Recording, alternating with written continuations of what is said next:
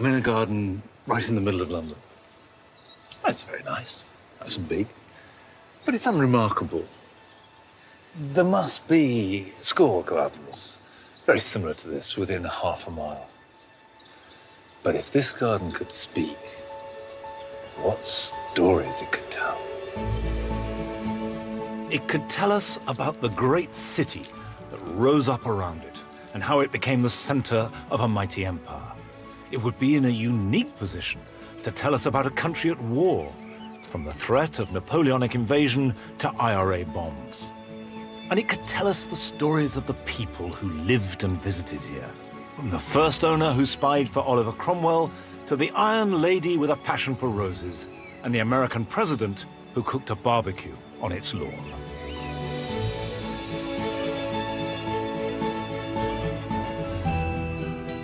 I believe that gardens are every bit as important as the buildings we live and work in. And if we can unearth their secrets and listen to their stories, we get a unique insight into our history and what makes us the people that we are today. In this series, I will show not just how gardening has changed over the last 4 centuries, but discover why these changes have occurred and who has driven them. And there she is. He's an artist, I guess. Yeah. Although I bet he never saw himself like that. In this episode, I shall be exploring the gardens of the 17th century. This is grand, isn't it? I shall be working with tools of the period to discover just how gardens of the 1600s were maintained. I'll be getting 400-year-old inside information. This is showing you how to lay out your string lines, and then you build it up and build it up. And a long-lost garden will reveal the secret symbols of our forebears' religious beliefs. Am I reading this right? That what we're looking at is... it's a labyrinth.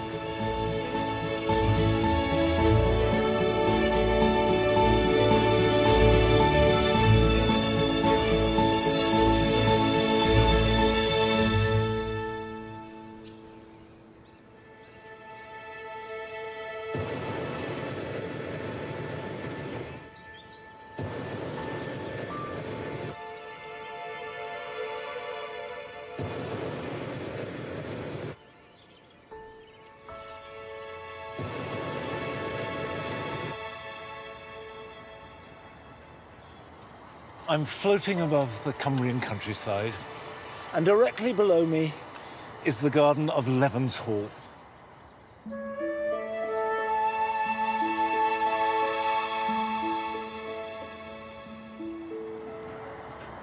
And Levens Hall is the only surviving garden from the 17th century. There are other gardens from the 1600s that have been restored, but none which have endured unchanged since they were first made. And if you want to step into the homes, the lives, and more importantly, the minds of our ancestors who lived in that century, this is the best place to start.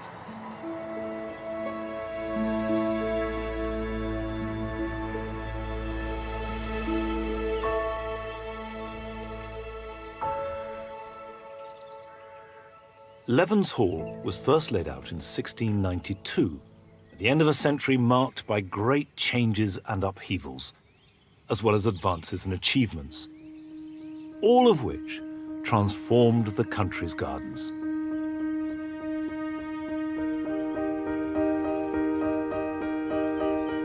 Every aspect of the garden, every element of its design, has its roots in the history of that turbulent century.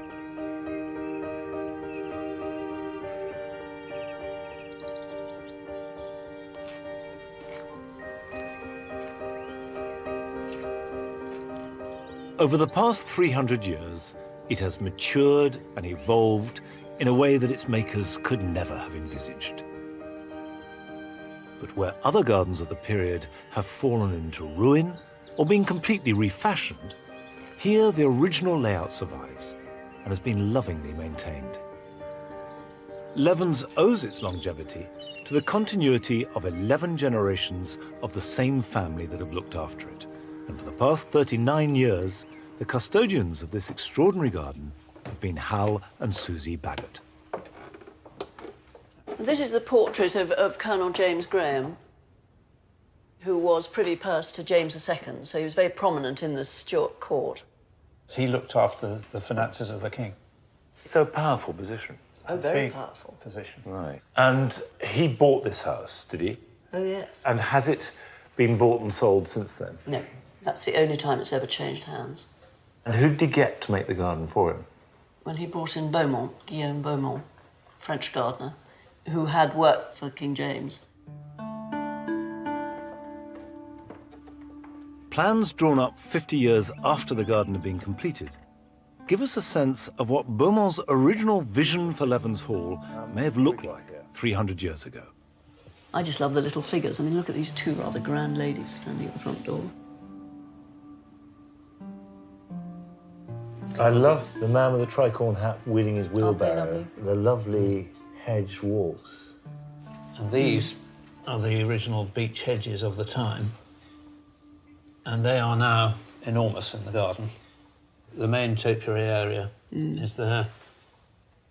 And of course, the wilderness, you see, Yes. would have been laid out very formally then. Bowling green's still there, but not actually bowls now. Croquet. What's interesting about this is it shows the layout, but it doesn't give much indication, for example, here, of what these were. So actually, the more you look at it, the harder it is to read. Yeah. Although the general picture is wonderful and sort of laid out and exact. Interesting. Very.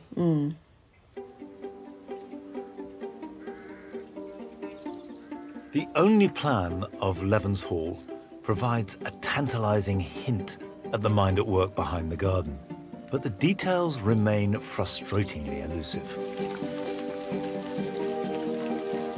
I will be returning to Levens, but to understand what inspired and influenced those plans, I need to delve much further back, to the very beginning of the century.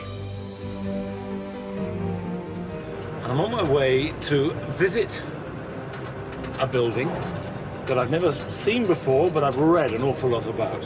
And I know that it was never finished. And apparently, there's no garden attached. But within the structure that is there, there are clues. And if you can break the code, then the garden reveals itself in fascinating detail.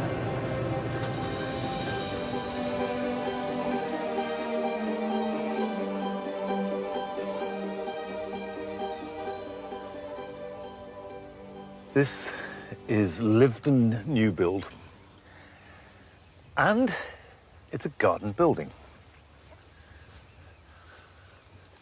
One of the most magnificent garden buildings ever constructed in this country. But it was never finished. It was made by a man called Sir Thomas Tresham. I've got a picture of him here. He was a wealthy and successful nobleman. Successful because he was knighted by Elizabeth I. And you can see him here in this magnificent armour, showing off his wealth. But the armour is decorated beautifully with trefoils. And that is part of the code that is inscribed all over the building. Trefoil was a symbol of the Trinity, the Father, the Son, and the Holy Ghost. And this was really significant because Tresham was a Catholic. In an age dominated by the conflict between Catholics and Protestants, the intricacies of faith of our 17th century ancestors is the key to understanding their homes and gardens, because they're often packed with religious codes and messages. So the first thing you notice with this entrance porch is that it's got 5 sides to the bay. 1, 2, 3, 4, 5. And each side is 5 foot long. 3, 4, 5. 5 times 5, 25. That symbolises the 25th of December, Christ's birthday, and the 25th of March, the date of the Annunciation to the Virgin Mary. And immediately as a Catholic, you would get that. You would start to read into this. It's a message to you. You're amongst friends, and these are very persecuted friends. And there's one last clue that isn't immediately apparent, but as you walk around, reveals itself. And that is that the whole building is in the shape of a cross.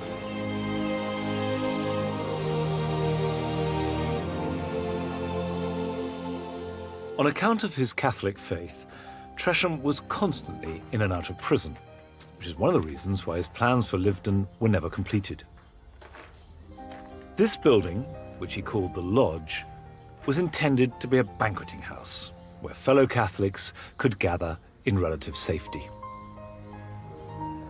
The best rooms would have been at the top of the building, where his guests could look out and admire Tresham's grand estate, and even more importantly, his magnificent garden. Now, Sir Thomas Tresham never lived to see the building completed. He died early in 1605. Work stopped, and then later in 1605, the Catholic plot, which has come to be known as the Gunpowder Plot, was discovered. His son was involved, thrown into the tower, and also died later that year. And this building stood unattended, and it's been untouched for 400 years. And the garden that we look down on was ploughed up, trees grew on it, and it disappeared too. Until recently. Very recently, clues have been discovered that reveal what Thomas Tresham's garden of 1600 may have looked like. Mark Bradshaw from the National Trust has found that hidden religious codes and symbols weren't only confined to the buildings. So we've arrived at the site here of Tresham's house. Archaeological research indicates that from the house, Tresham and his guests would have walked up through a series of 7 terraces, symbolizing the 7 sorrows of the Virgin Mary. They would then have arrived at an orchard, which has recently been restored using the original planting holes. Do you know what amazes me about this? I had no idea that gardens were being made on such a scale. This is grand, isn't it? There's over 306 trees, 25 different varieties, from damsons and gage and plums to apples and pears, avenue of cherries. This is statement gardening, showing wealth, ingenuity, ability to obtain these varieties, bring them into your garden to show off. Until the beginning of this century, it was believed that the rest of Lyveden's garden had been ploughed up and irretrievably lost. But a fresh clue has revealed a remarkable feature that lay hidden for 400 years. This is an aerial photograph that in 2003 we obtained from Maryland in the US. It's an aerial photograph taken by the German Luftwaffe in the 1940s. And we're standing around about here. And where we're looking out over looks like an open field today, but can you... I can see what's... And that's, am I reading this right? That what we're looking at is a labyrinth. Your heart must have almost stopped beating when you saw that picture. We'd had earlier aerial photographs, and we just never picked up that sort of detail, but the light, that the day this photograph was taken, the time of year, just captured what are very subtle changes in ground level. Well, having discovered this, and after you all sat down and got your breath back, what did you do? Literally, we came in with mowers and started cutting the path as accurately as possible to this representation. And we've continued cutting that over the last number of years. Labyrinths were a popular feature in many gardens of the 16th and early 17th century. Tresham's labyrinth was over a mile in length and designed to be walked as an act of contemplation, the journey representing the tortuous but true path of the Catholic through life and on to heaven. letters have been found that reveal that Tresham lined what he called his circular beds, but which we now know to be a labyrinth, with white roses and raspberry plants. The raspberries would have symbolized the blood of Christ, and the roses, the purity of the Virgin Mary. Now, with the help of an aerial photograph and a lawnmower, we can once again reveal Tresham's 400-year-old horticultural expression of faith. It's a fascinating insight into the hidden messages that lie below the surface of these gardens.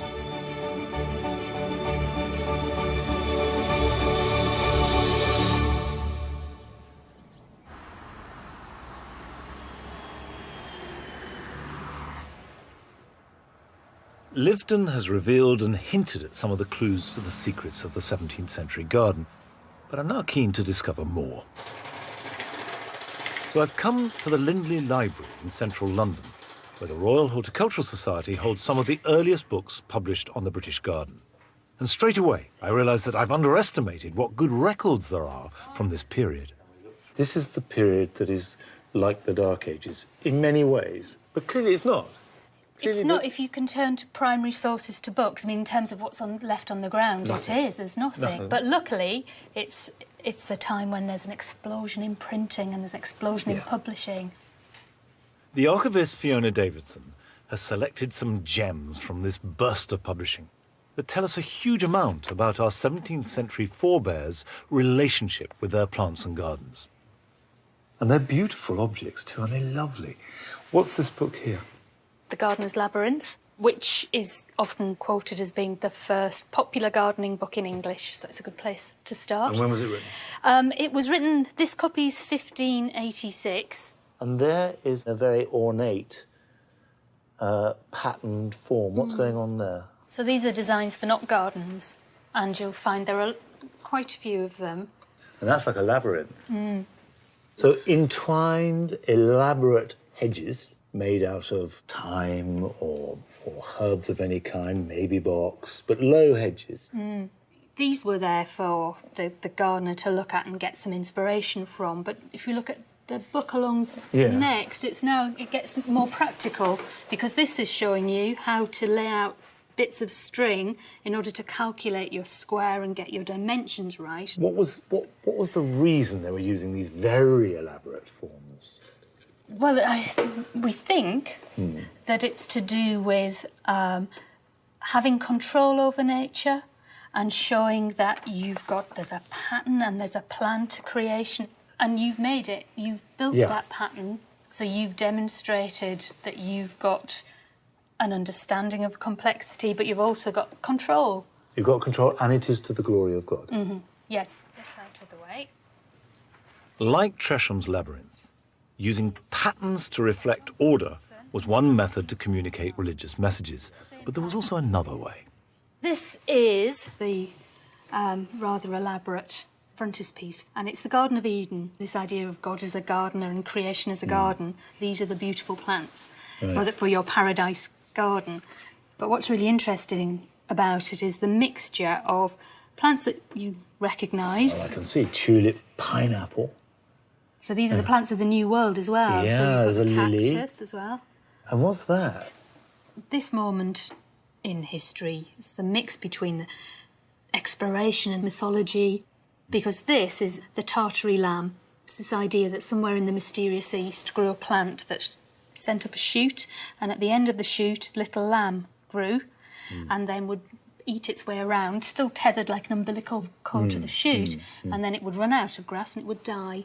People believed in them because other wonders were being discovered all the time, so why not that? In the age before scientific understanding, it's clear that religious symbolism played a key role in garden design. But the idealised image of a Garden of Eden, combined with sheer greed, also drove what became a frenzy to acquire new and exotic plants. There's no question that tulips were the most important plant in the 17th century. People became obsessed by them. And in the 1630s, particularly in Holland, tulip mania was the first case of a bubble and a credit crunch. because people noticed that these bulbs, newly imported from the Ottoman Empire in Turkey, had a tendency to go from a plain flower to one that the following year would appear streaked and flushed with colour. And these aberrations, what we now call breaking, were admired and held to be valuable. And of course, things valuable then could be sold, and rapidly these prices became inflated, and you speculated on it happening. So what it would mean is you would take a single bulb like this, an ordinary tulip bulb, sell it to someone in the hope that it would break. And by the time it went from being planted as a bulb to appearing as a flower, it could have been sold 10 times. And vast fortunes were made. And in fact, I noted down one bulb of a variety called Viceroy was sold in the 1630s for 2 cartloads of wheat, 2 cartloads of rye, 12 fat sheep, 2 hogshead, that's 100 gallons of wine, 1 bed, 1 suit of clothes, 4 fat oxen, 8 fat swine, 1,000 gallons of beer, 2 tons, that's 2 barrels of butter, 1 silver drinking horn, and 1,000 pounds of cheese. And you can only hope that it was a beautiful flower at the end of all that. Well, the bubble burst. Fortunes were lost. Capitalism crashed around its ears, but the tulip endured. This tulip mania was a very strange affair, although perhaps not so different from the booms and crashes of recent times. But what was essential to the age was the idea that the more one could tame and control nature, the greater the demonstration of wealth, status, and power. I've come to Hampton Court, where following a bitter civil war that had seen Charles I executed, a republic under Oliver Cromwell rise and fall, the new king, Charles II, chose to mark his return from exile with one of the century's most iconic garden features. This piece of water is really significant. You've got to remember that Charles had just come back from exile. This is 1660, and one of the very first things he does is to make this. And the context is that he's been driven out of the country. There's a terrible civil war. And as far as he was concerned, a monstrous regicide as his father was murdered.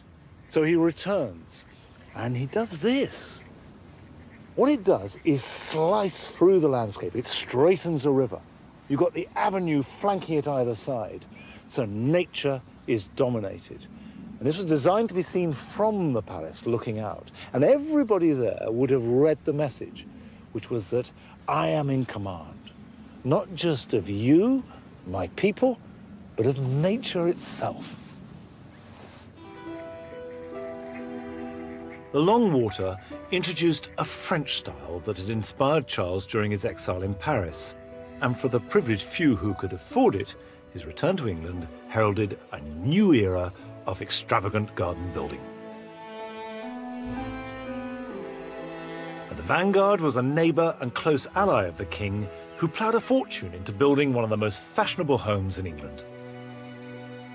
Bringing together leading architects, craftsmen and landscape designers from the continent, Ham House dispensed with long-standing traditions of design to create a contemporary garden that was every bit as important as the house itself. The Great Hall is laid out in a very familiar fashion. You have a main door at one end and another door directly opposite to create what was a passageway. And this would have been familiar to anyone from the Norman conquest in 1066 right up to Elizabethan times.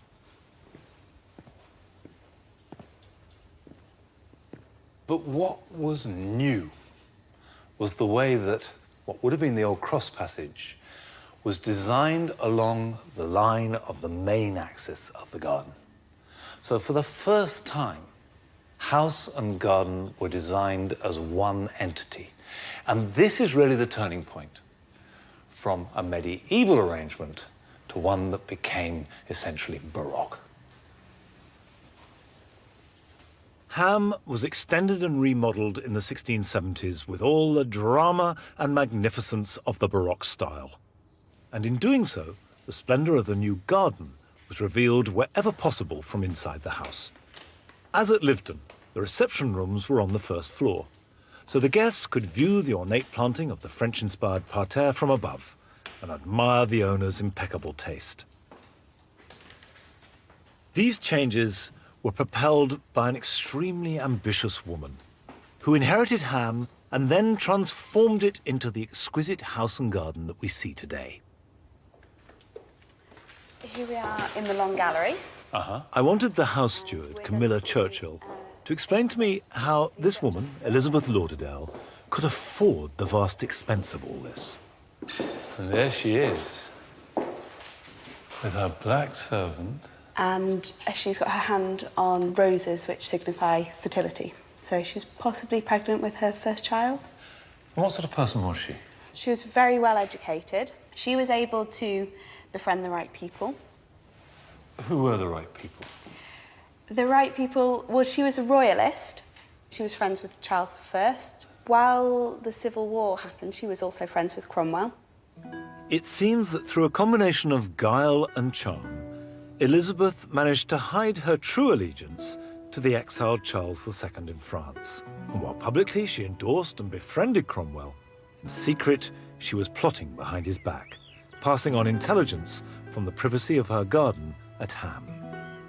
She was part of the Sealed Knot Society, corresponding with other royalists on the continent and trying to get Charles II back on the throne in this country, presumably supplying political information to him to help forward the royalist cause. On his return to England, Elizabeth's loyalty to the king was rewarded with an annual salary of £800. That's something around about £1 million in today's values.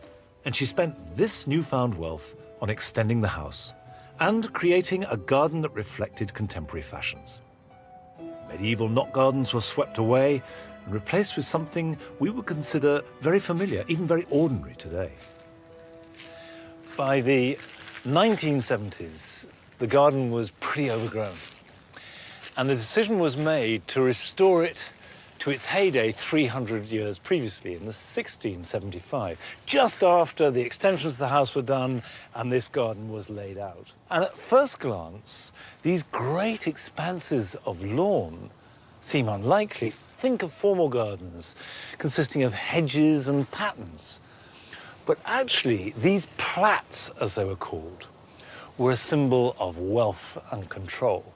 Because to have a lawn at all, particularly a lawn of this size, and 8 of them, directly in front of the house, meant that you had to be able to employ people to cut them. Remember, no lawnmowers. These were cut by scythes. A tightly cut lawn, usually used for playing bowls, as at Leven's Hall, became an essential, fashionable feature for late 17th century gardens. And so, too, was a wilderness. This was still formal, but a more private space, an ideal for a stroll, entertaining guests, or even an assignment. The wilderness was an exciting mixture of a very controlled wood and a touch of the unknowable.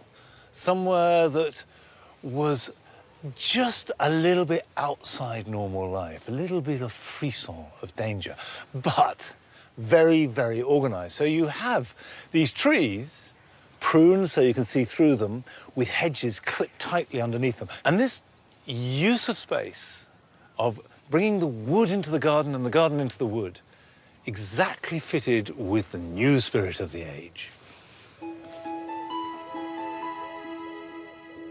Although this garden continued the tradition of extreme formality and control over nature, you get a real sense that it was designed not just to be admired, but also used as a place of recreation and pleasure. And this modern idea of a garden is encapsulated in a painting of Ham done at the time.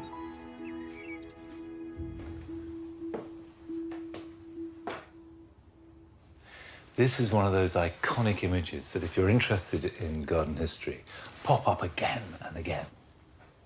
And there you have the Duke and Duchess walking in their garden, surrounded by what amounts to courtiers, this little private court here at Ham House. Friends, visitors, hangers-on, all dressed to impress each other and the Duke and Duchess. And the little dogs there, King Charles Spaniels. And that figure in the back,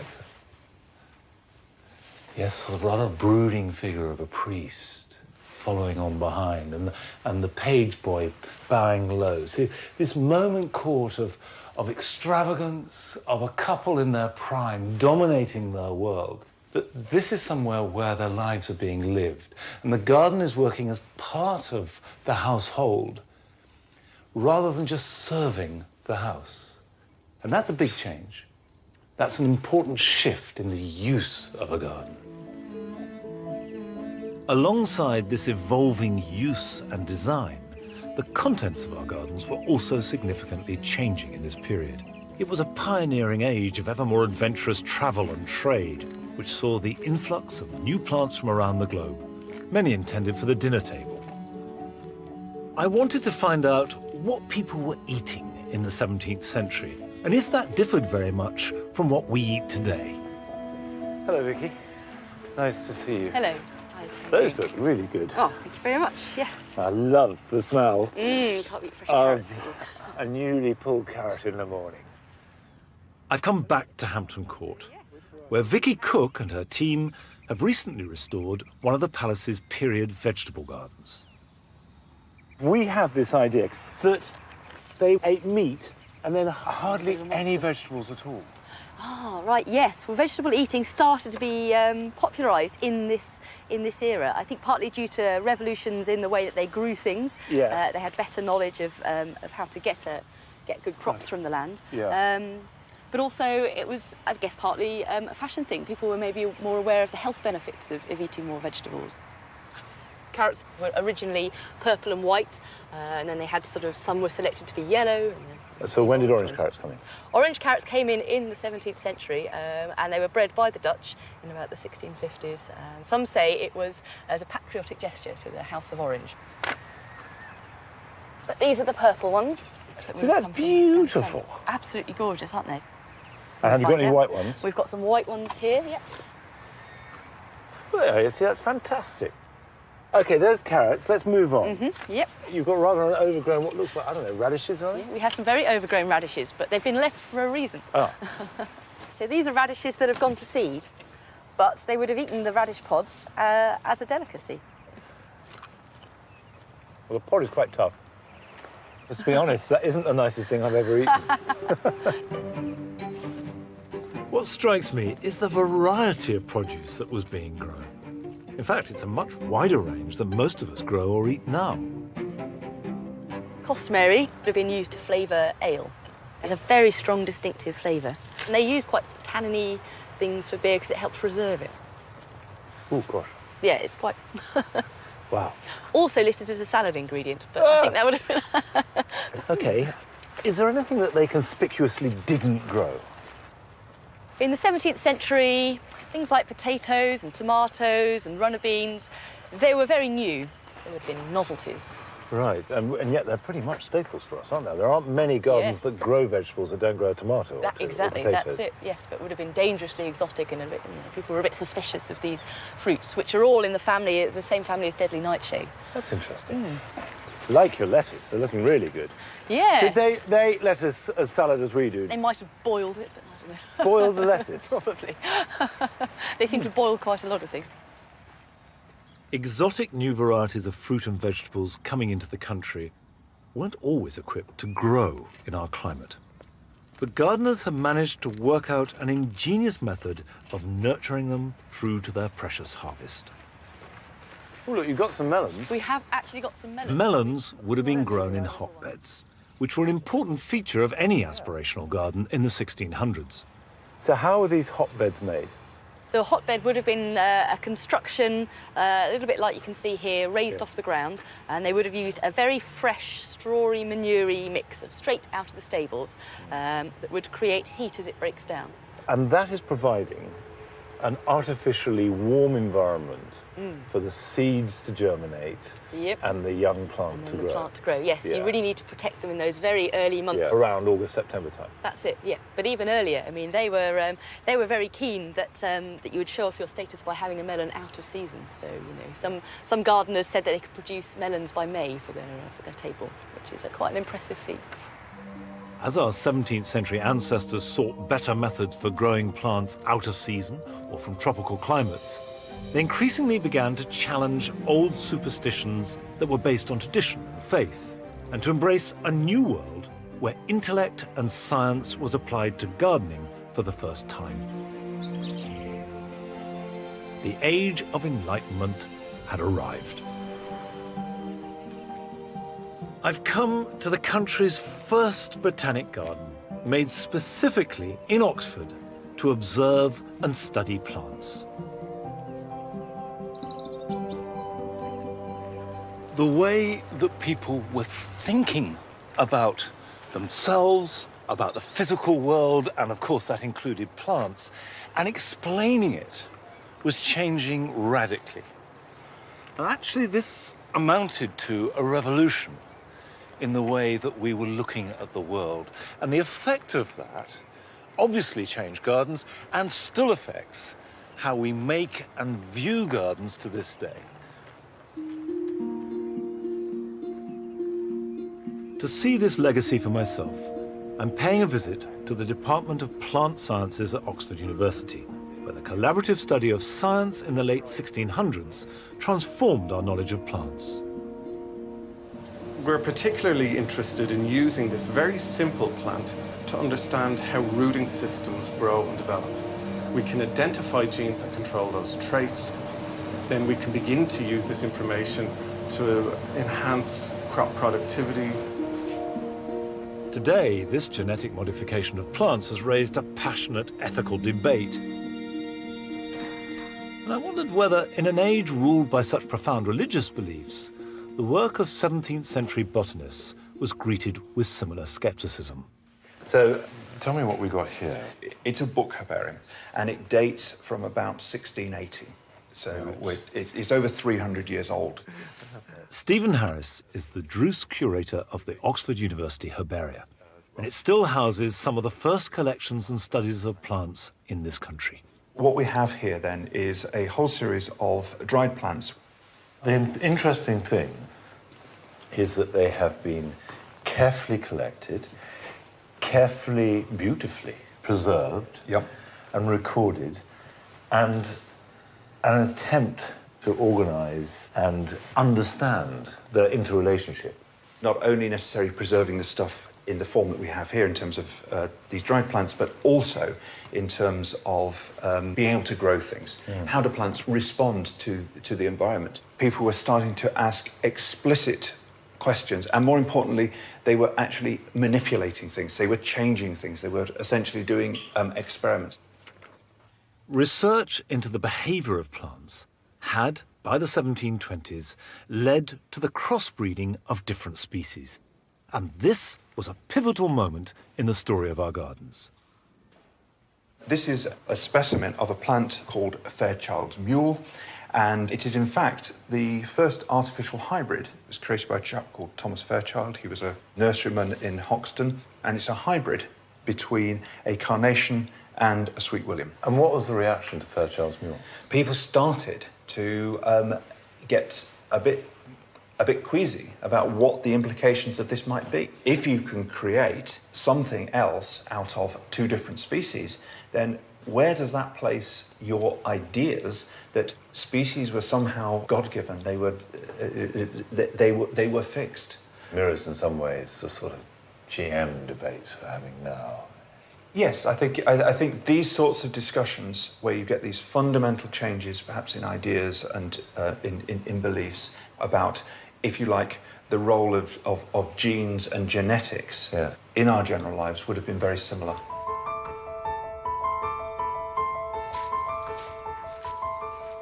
Despite the growing band of scientists and intellectuals finding a new language to talk about plants, by the late 1600s, gardens in this country had yet to express our own national culture and identity. Under Charles II, we'd followed the fashions of the French, like at Ham House. But his death and the subsequent overthrow in 1688 of his Catholic brother James had ushered in a new era of garden design. I've returned to Hampton Court, where this latest style arrived with a new Protestant monarchy from Holland, Charles II's niece Mary and her Dutch husband, William. William and Mary brought with them a completely different culture. Mary, for example, brought marvellous pottery, there was new gardening culture, and they came to Hampton Court and really adopted it as their favoured palace. Together, the new king and queen set about transforming the old Tudor palace to their own Dutch tastes.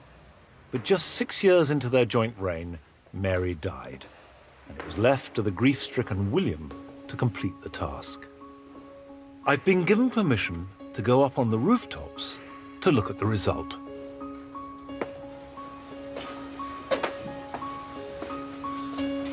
Up on the leads.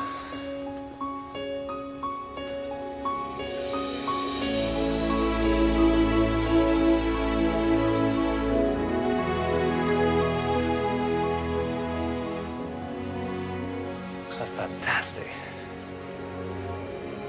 Incredible to see it from up here on a beautiful, clear day.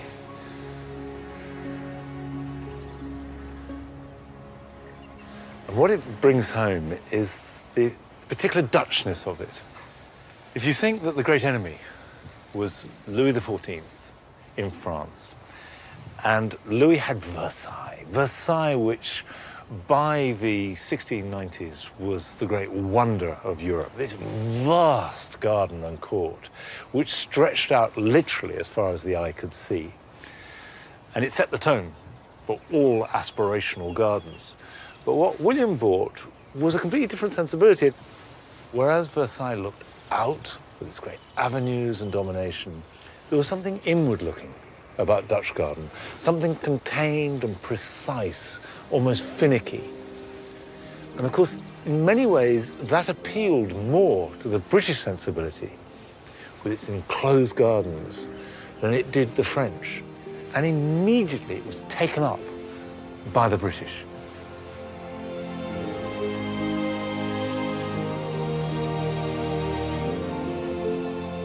Through a combination of meticulous historical research and the forensic examination of old planting holes, William's Privy Garden, as it was known, was accurately restored in 1995.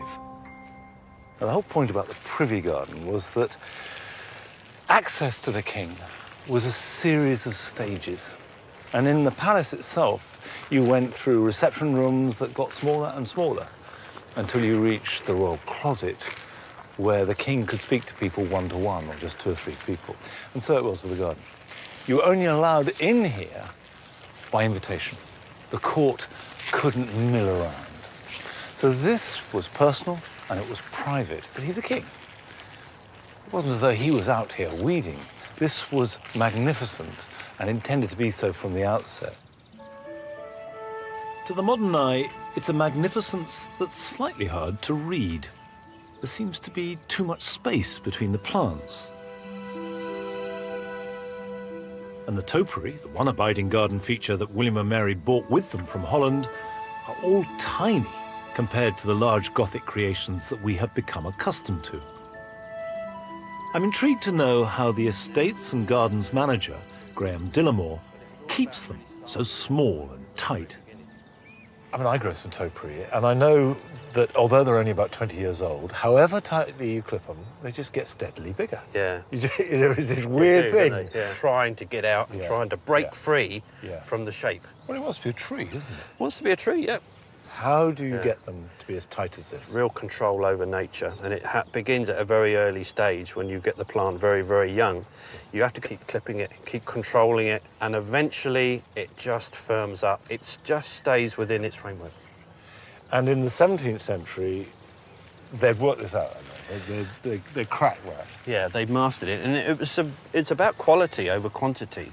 The quality of the topiary was really, really important to them, and they'd rather see a very good specimen, you know, modest in size, to be honest with you, but of absolute pure quality.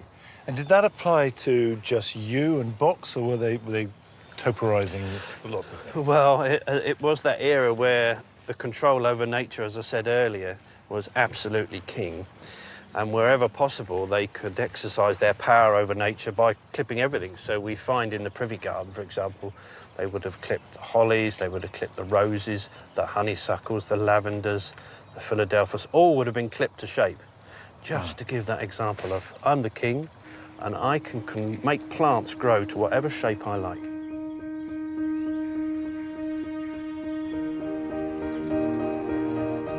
At exactly the same time as William's Privy Garden was being made, our sole survivor from the 17th century, Levens Hall, was also being planted. And all the evidence from Hampton Court would suggest that its famous monumental topiary would originally have been just as small. Now, Levens has long since matured and evolved, but I wanted to know if there were any contemporary records of what was being planted here at the end of this century that had witnessed so many discoveries and advancements in gardening. Certainly for the look of the garden, we can go back through photographs for 100 years, paintings probably for another 100 years before that. But amazingly, here at Levens, they've still got all the records, the letters, bills, receipts, all the paperwork relating to the whole setting out of this garden back in the 1690s. Chris Crowder is only the 10th head gardener to have worked at Levens since his predecessor, Monsieur Beaumont, created the garden in the 1690s.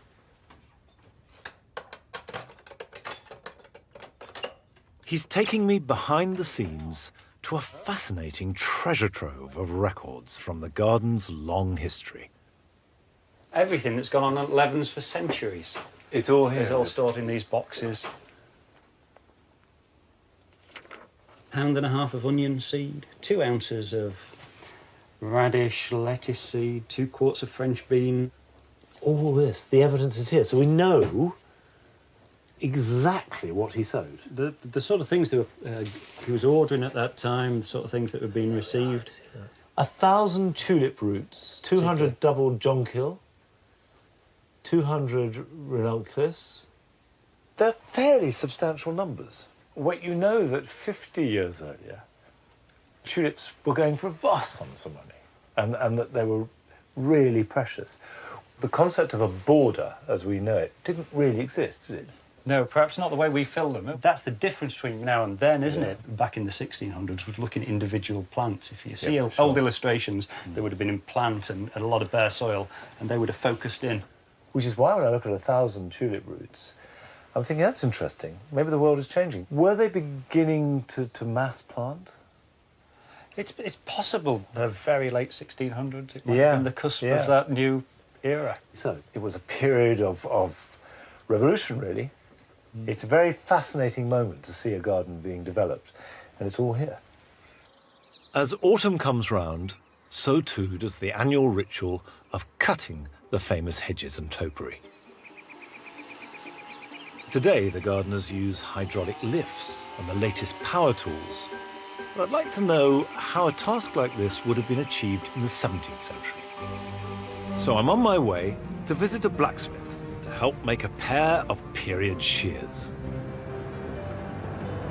I want to get the feel of what it was like to look after these gardeners. I'm a practical man, I'm a gardener. So I know when I've made them, that if I use them, it will replicate exactly the experience of a 17th century gardener making the controlled world.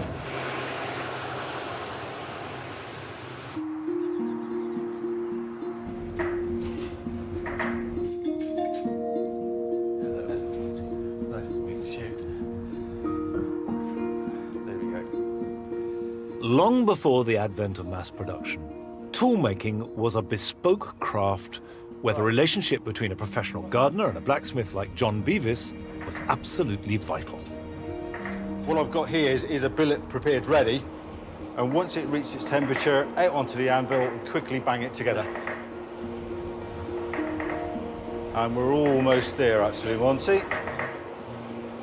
Coming out, What we want to do is create the top end of the blade, working back and then form the cutting bevel.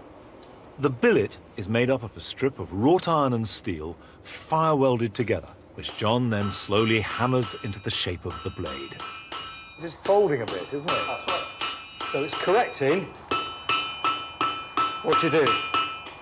Shaping the blade is a laborious as well as skilled process. Once completed, we're ready to start the handle. Right. Confident to have a go then? No, but I will. Take hold of the tongs. Yeah. And I'll tell you when. Which way up? We've got to go. Where's that way. Okay. On there's the side of the anvil. Right, there we are. So we're there. And we're... And just, that's right. Work your way up to the end of the blade. Turn over. Lovely. You there? Yeah, we're there. We'll have him back in the fire.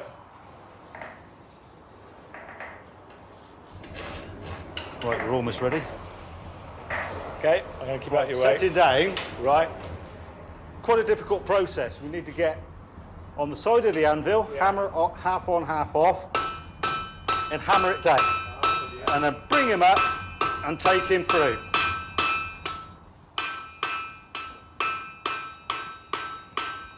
So the side of the anvil has created that step. I'm with you, yeah.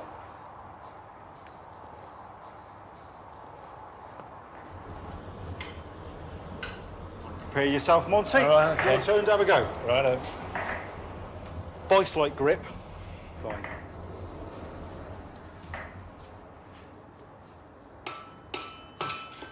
There he went. You were right. Vice-like grip. Vice-like grip, okay.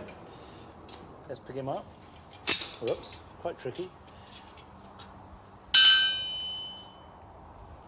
right, let's put him back down. And it was on end to end like that. Okay.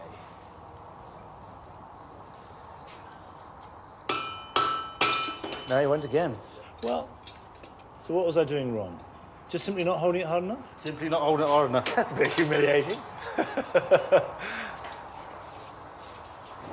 Real craftsmanship based on years of skilled practice is needed to make a tool like this.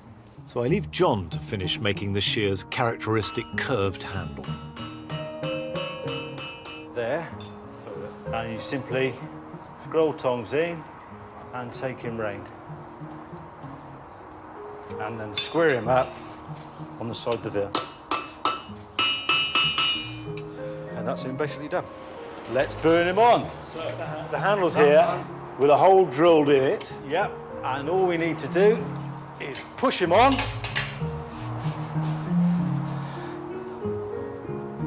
Whoa, look at that. Look at that. And he's there. Right. Here we go then, Monty. Cleaned, finished. Handles on. All we need to know now is put them together, set them, and see if they work. Now this you've made. Yep. A wing nut, which we forged as well. Threaded on. And when you pull them apart, you should hear it. And there's the picture. Clearly the same. If you had a pair of these and you found that picture, you'd say, "They're my shears." They're incredibly beautiful. And it's obviously a privilege to watch them being made and see craftsmanship at work. But the truth is, beauty won't earn their keep. That's right. They've got to be useful. They've got to be practical. Yeah, they've got to do a job.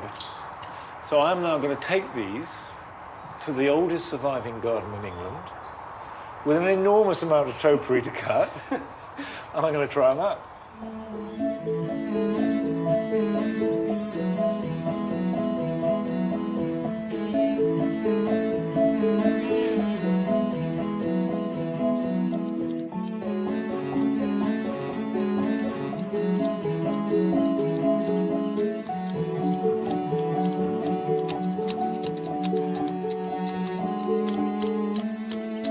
If you think this is a 1640-odd design, Yeah, look, it's working. They're functioning, aren't they? Well, that is amazing. A bit. I'd never realised that there's not much difference. No. Technology hasn't progressed that far. That's got a better edge on it, but it cuts. Yeah. So there's no question that they could have done your job with these tools. Not as efficiently, but they could have done. Do you cut this with hand shears at all? I have cut a lot of the pieces with hand shears. The bigger they get, the higher they get, the more I slip into the electric and the petrol stuff. I would say 90% of the things in the garden are cut mechanically now. But it's a great joy to do it by hand. You get a feel for it, don't you? You do. And do you think that the technology, shears for example, affected the shapes? Almost certainly, yeah. It's certainly a different style of clipping when you get onto the straight edge mechanical shears. You can make a much smoother, flatter edges more easily. So they would have had more curves, more balls? I would think they would have been more rounded. Everything would have been more rounded. And do you feel bound or even inhibited by the fact that these are 17th century pieces of topiary and somehow you need to preserve that heritage? I would say probably not. I love and respect these old pieces. They may be from the 17th century, but actually it's us that remake them and reshape them every year. So it's our little edge to them that's important every season. So in 1690-something, these were 17th century pieces, and then in the 18th century they became 18th century topiary, and 19th, and now they are 21st century topiary, living and alive in the present. Yeah, I don't think any generation should be completely tied and trapped by the views of a previous one. What I've learnt on my journey through the 17th century is just how powerful a statement gardens could be.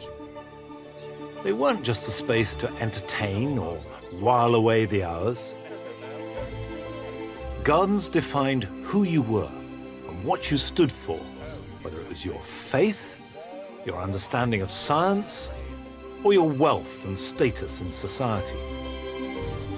And whilst our only surviving 17th century garden, Levens Hall, took the fashions and trends of that century for inspiration, it also looked forward with a revolutionary new idea.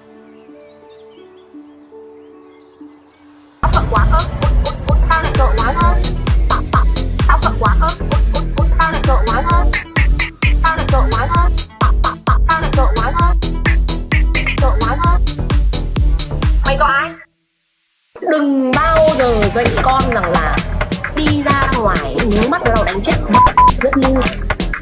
Đó, nó có chú nó có bác nó. Mẹ bác nó cầm súng đấy nó bắn cái pặc bắn chết mẹ. Em có thể là ngu. Em có thể là ngu. Bắn cái pặc. Pặc pặc pặc. Bắn cái pặc pặc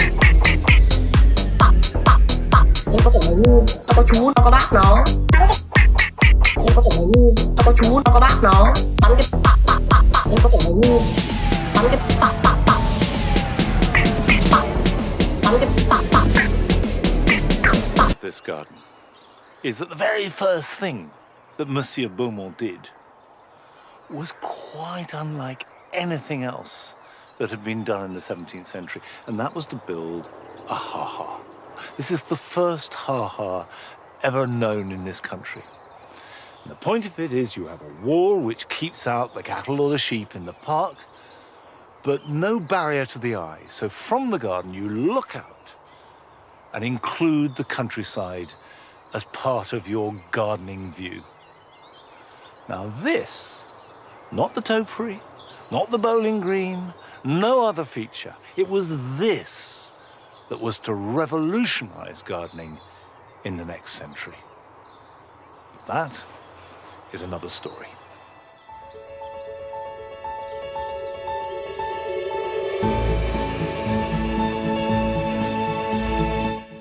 And the story of the 18th century, the age of the landscape garden, is told by Monty at 9 next Sunday. Don't forget that you can catch up with Gardener's World on BBC iPlayer. Lots of useful hints and tips and some glorious displays of autumnal colour. Next here, Family Guy.